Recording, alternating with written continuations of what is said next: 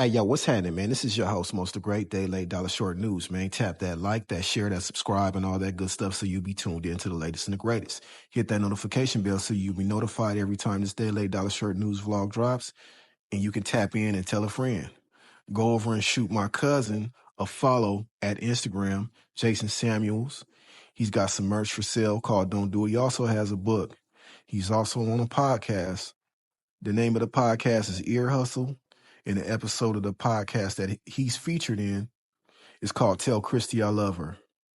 That's Ear Hustle. And the name of the episode of the podcast is called Tell Christy I Love Her. Now that we got all that stuff out the way, it's Hump Day, Wellness Wednesday.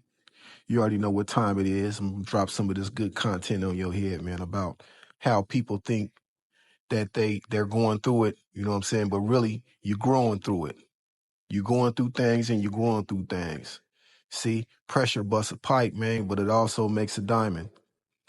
So we can't be deterred by our shortcomings in life, because sometimes the things that we think is a tragedy is a blessing in disguise. So I got a quick story. This man at this convenience store on Oak Street in Bakersfield, California, my city, was robbed and shot in the abdomen. He was taken to the hospital where he had to undergo a surgery. And when he underwent this surgery, they found some tumors and saved his life. They say if he hadn't had that surgery, he would have died within a week. See, we don't even know that some of the tragedies that happen in our life are blessings in disguise, man. And I'm going to give you another prime example of that. Me going to jail saved my life. I was on a crash course. I was going nowhere fast, doing 100 miles an hour. You dig what I'm saying? And I was so fortunate that I learned what I learned from being incarcerated, and I was able, to turn my tragedy into triumph. Being able to get a job, get out, get my license, and you know help my kids navigate through life, man, is worth more than anything. It's worth more than gold. So I'm fortunate, man. I'm blessed and highly favored, and some of you are too. You just don't know it yet because you're looking at the downside of it, because that's all you can see. But you always got to look at the bright side, because things ain't always messed up as you think they are. You still got breath in your body. You got action. You still got all your limbs. You got your mind intact. You good, man. Ain't no reason you shouldn't be out here getting it, man. I got a partner who disabled, man, but he own it. He's rapping. He making his money. He doing his thing. He making waves in this game, man. He don't let nothing stop him. So I always use him as the catalyst and the crutch to what we all can do, man. It's no limit to the things that we can do. This is Wellness Wednesday, and this is your host, Most the Great, Day Late Dollar Short News, man. Tap in and tell a friend. Hey, I'm at 167, man. We trying to get to 500, man. So hit that subscribe, man. If you watching this, man, hit that subscribe and share this with some people that may need to hear this, man. This is your host, Most the Great, Day Late Dollar Short News, man. We out.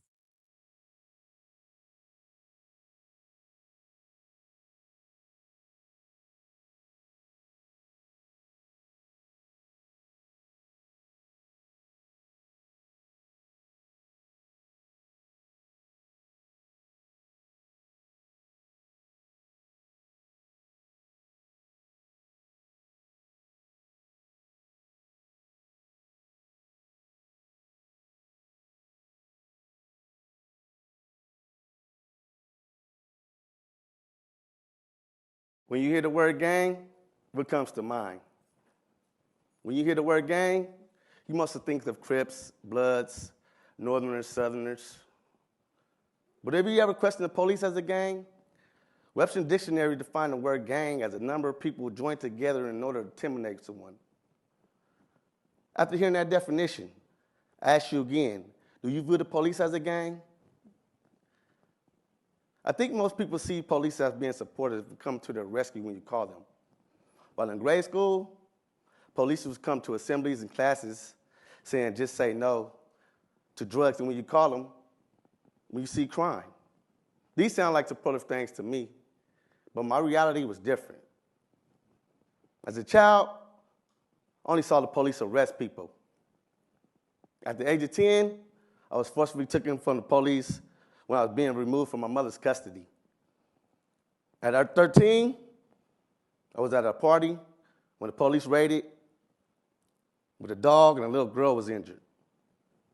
At the age of 14, I was taken into custody for shooting and I wasn't even there.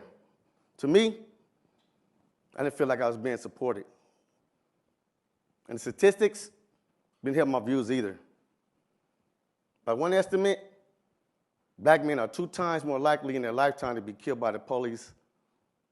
In another study, since 2015, police have fatally shot and killed 135 unarmed black men and women nationwide. And at least 75% of the police was white. I had enough evidence. To me, the police were very much a gang, a rival gang. We was 2 enemies trying to intimidate one another. And when you're in a rival gang, it's kill to be killed. One day, I was sleeping in the passenger side of my white Ford Pinto, with my gun in my pocket, for safekeeping in a neighborhood where there's only gangs and violence. I was awakened by a knock on the window. 2 officers asking me to step out the car. In my mind, I knew I was going to die. This was the feeling I had that night. As I stepped out the car to get searched, the officer patted my pocket down, and he yelled, "Gun!" I ran, jumped the fence. The officer close behind chased me, backed me into a corner. Fear for my life, I shot him. At first, I was proud. I thought I'd done something good.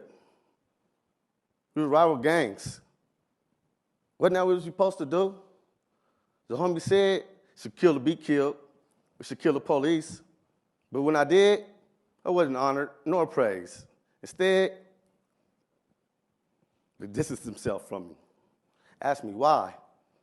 Why'd you do it? I was arrested on April 13, 1997, and charged with shooting Officer Tom Morgan. The officer lived, and I went to prison at 17 years old, faced with a life sentence. The truth of what I had done there settled in. I was confused. My whole belief system destroyed. I had a life sentence in front of me, and I was devastated. I didn't want to die in prison. And ultimately, not to die there, I had to become a better person. I had to figure out a way to learn compassion and understanding. All these emotions I didn't have for people. So I went to groups in prison. I saw I had to deal with my own issues, my mother issues, my daddy issues. And to be willing to forgive those that I felt done me wrong in the past. And once I got through that, it was easy for me.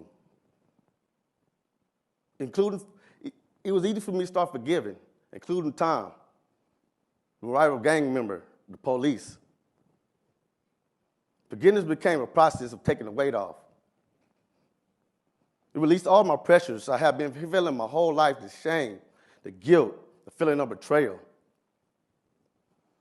But once I started forgiving myself, I started loving me. When I started loving me, I discovered I didn't need anyone else to love me. Loving me was enough. It's very hard when you're doing something wrong. It takes a certain amount of pride. And most people don't do that. Hey, I grew up not admitting when I was wrong. I thought it was shameful. But now I'm a man. And I wanted to admit when I was wrong. I wanted to apologize to Tom, whether he forgave me or not. Because this forgiveness was for me. And in this apology, a credible thing happened. When I admitted I was wrong, Tom admitted it too. I didn't know him and he didn't know me. But as soon as he heard my backstory and I heard his, we had compassion for one another. He saw value in me instead of someone to try to take his life. We saw one another as humans. I respected him and he respected me. I now have the support of both he and his wife, Christy. We formed a strong bond, and we shared life experiences. We even speak together at groups of students and parents and professionals so our story can make a difference in others' lives. I had to understand that Tom was a man. He had a family like me. He had a mom, he had a dad. Without the clothes, without the badge, he was just a person. I had to see that first. It was said that violence is one of the most cohesive building components of gangs. I want us to drop our guns and use a more powerful weapon of change, communication and forgiveness. Let's get to know one another as humans. What would it look like if the police actually got to know the community and the people in it? Once you know a person who they is, it ain't easy to pull the trigger or send them to jail, prison, especially if you know this person's values and the morals that they hold. If I knew Tom and Tom knew me, what does that happen? What if we retrain the police in de-escalation? How is communities looked in? If we provide after-school programs where they have kids that are not on the street after school, where they have a safe place to be. These kind of changes can be hard because it comes with uncertainty. It could mean changing laws, police losing jobs, or even funding. Because of the unknown, most people are not ready for change. But change will come when you are being honest and accountable and willing to forgive.